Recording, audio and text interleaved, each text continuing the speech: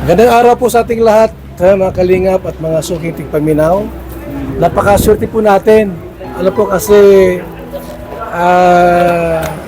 pinaunakan tayo ng ating pong maganda at napakabait pong si Roda Official.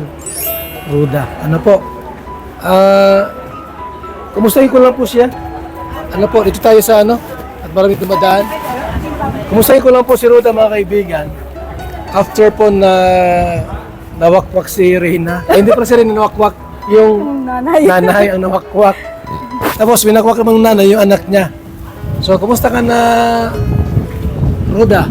Ate Roda? Okay lang naman po yan. Okay na okay. Kasi nasa team Kalingap ako. Opo, yan. Maganda ron. Kumusta naman, mula nang nawala si Roda, ano ang mga nabago? Yung routine ng buhay mo?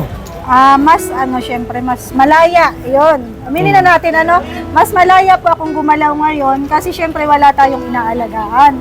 Alam naman po natin yung hirap ng mag-alaga ng isang katulad ni Rina. Sa case kasi ni Rina, hindi madali. Hindi ko siya pwedeng iwanan sa bahay na siya lang mag-isa. Sa lahat ng lakad, kasama ko siya. Tapos, basta, lahat kasi dapat ng lakad ko kasama ko siya kasi hindi nga siya pwedeng mag-isa sa bahay. Yan. So, ngayon, pwede akong umalis, pwede akong sumama kahit sa lakad kasi hindi tayo magsasaalang-alang ng kondisyon ni Rina. Kasi nun sinasaalang-alang ko kasi bakit ay paano kung pag pumunta kami sa malayo is mag-trigger siya. Yun lagi yung isinasaalang-alang ko. Paano kung pag napagod is mag-trigger siya, yun. Ngayon talaga, mas malaya po akong nakakasama.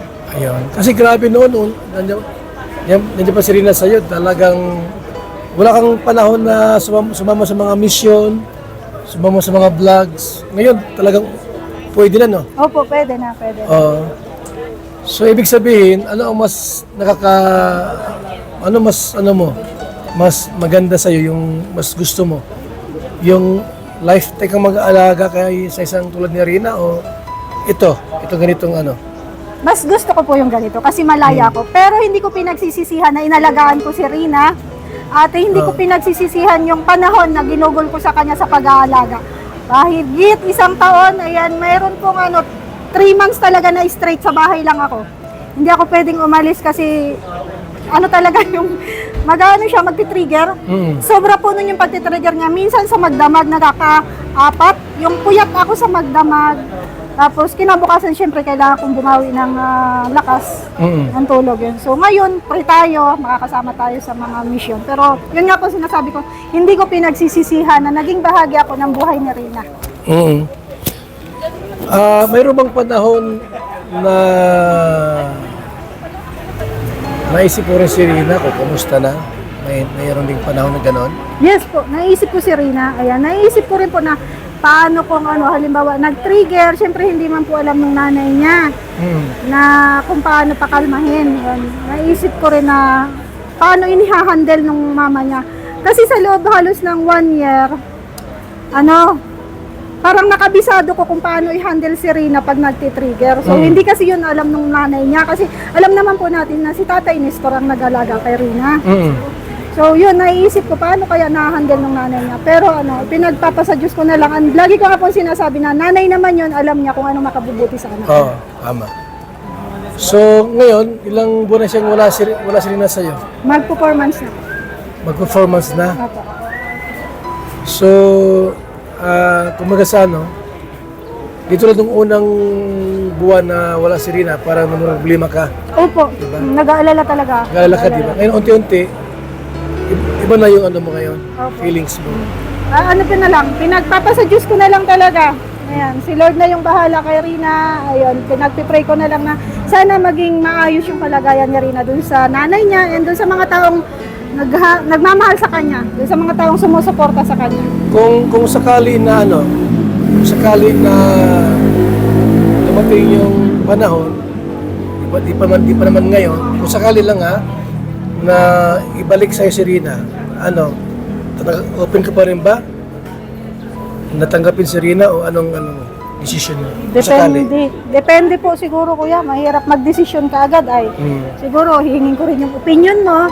Kasi sa Kalinga partner, syempre manghihingi ako ng opinion sa iyo kung anong magiging desisyon. So, depende. Pag-iisipan siguro natin. Pero sa ngayon, si Rina, okay di ba? Okay naman po. Ano mo? May mga post naman na okay po siya. Sa mga post na, may mga ano sila ay, mga lugar na pinupuntahan. Opo, nakakagala. Kaya ba, si Rina ba ngayon nag-eskwela? Hindi. Yun lang po ang masakit at hindi nag-i-school si Rina. Pinatigil muna daw. Pinatigil muna para ma-relax daw. Ayun, para Ma-relax. ma-relax. Opo, makapamasyal. So anong sabi nung, anong school yun? Lohe ka. Luhika? Opo. Anong sabi nila nung nawala yung bata sa pag-eskwela? Nang hinayang sila. Anong hinayang sila? Nang hinayang.